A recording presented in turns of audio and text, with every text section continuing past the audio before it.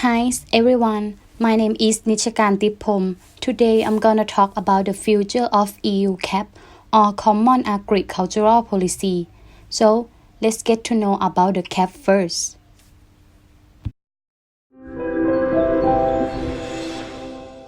Unlike other policies, such as those regarding health, education or defence, the Common Agricultural Policy, also known as CAP, is one of the European Union's most central policies and aims to ensure that food is high quality, safe and affordable for the consumer. The three priorities of CAP are viable food production, sustainable management of natural resources, and the balanced development of rural areas throughout the EU. But did you also know that rural areas make up more than 77% of the territory of the EU, with about half of the population?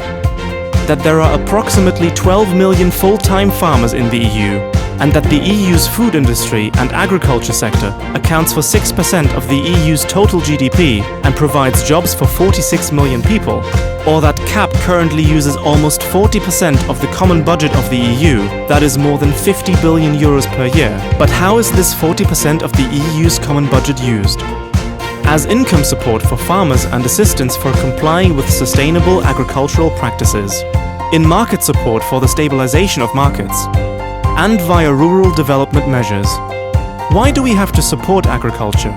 Farmers' investments always depend on economic, health and weather conditions that are beyond their control, which makes them vulnerable. Supporting farmers' incomes ensures food production throughout the EU and pays for the provision of public benefits which have no market value, for example environmental protection, animal welfare, or safe and high-quality food, just to name a few. The main benefits of rural development support are the transfer of knowledge and innovation in rural areas as well as the agricultural and forestry sectors, improving the competitiveness of the agricultural sector, the functioning of the food supply chain, ecosystem preservation, furthering effective resource management, and the economic development of rural areas. We need the Common Agricultural Policy to guarantee that consumers have access to safe, high-quality food at an affordable price. To be more prepared for future crises, we have to pay more attention to risk management in shaping the future of CAP.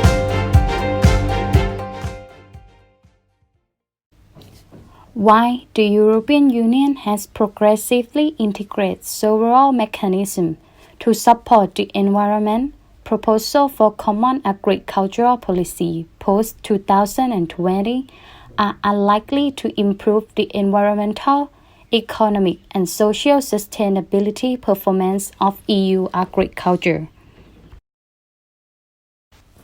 The CAP of the EU is the one of the world's largest agricultural policy and the EU's longest prevailing one. But however, the official CAP objective had not changed since 1957. Food, they gave guaranteed prices to produce for some products, and they had an investment policy to reach the goal of we have enough food for everyone. But at the moment we had enough quantity of food, they didn't change policy. They didn't change policy, and we had those excedents of milk and beef meat.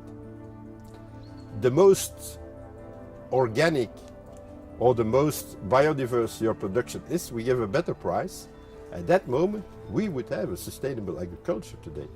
But they go the opposite way.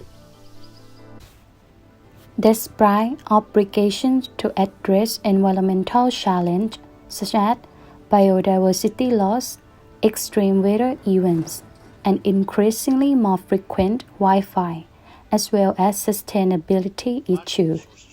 Instead, the objective focused on productivity, farm income, stable market, availability of supplies, and affordable food price. Unsurprisingly, the overall consensus in Europe, 92% of non-farmer and 64% of farmer, is that CAP does not do enough to address ongoing environmental degradation and climate change.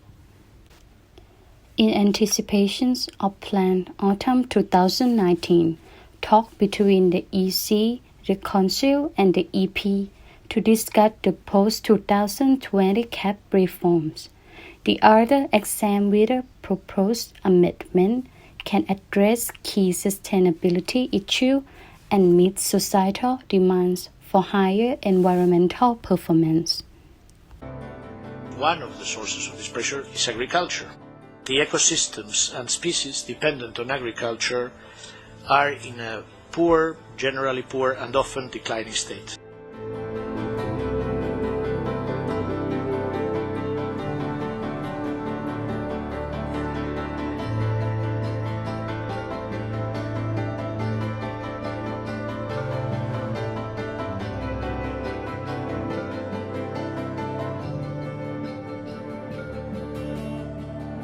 In my country, farming is quite industrialized. I don't see any impact of the CAP turning farming into more sustainable, more biodiversity supporting practices.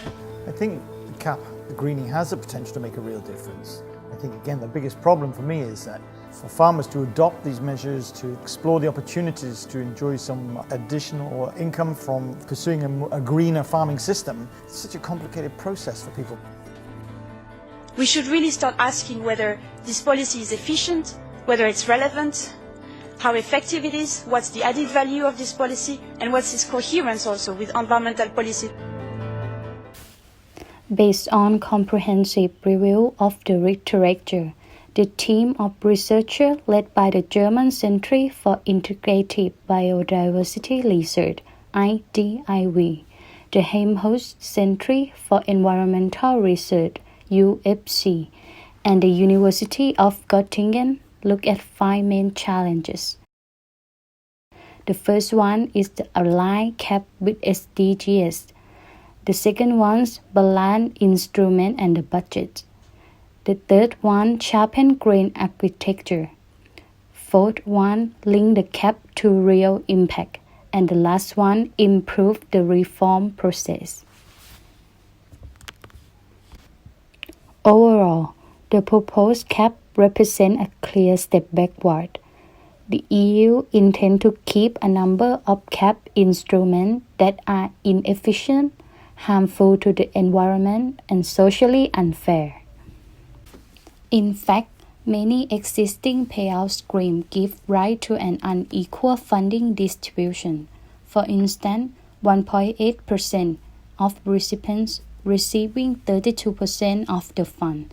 Under the so-called Pillar 1 of the CAP, they pay out around 40 billion euros, or 70% of the total CAP budgets, were introduced in 1992 as an interim solution, but lack any scientific basis.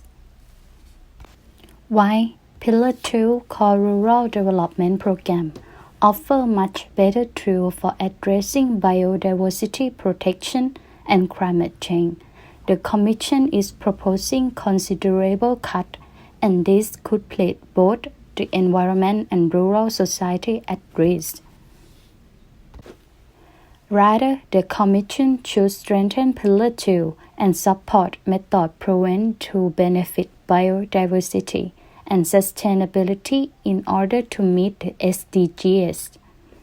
But the researchers note that the current CAP only contributes to achieve 2 of the 9 SDGs.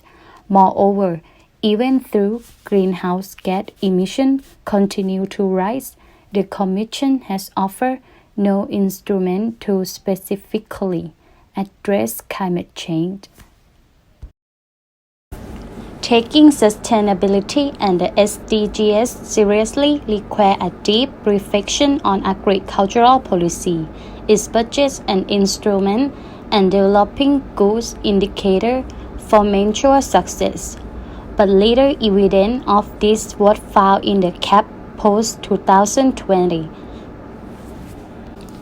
Hope for greener future. But it's not a doom and gloom for the future of EU agriculture. Unlock the CAP potential will require a change of mindset and the right condition for reform.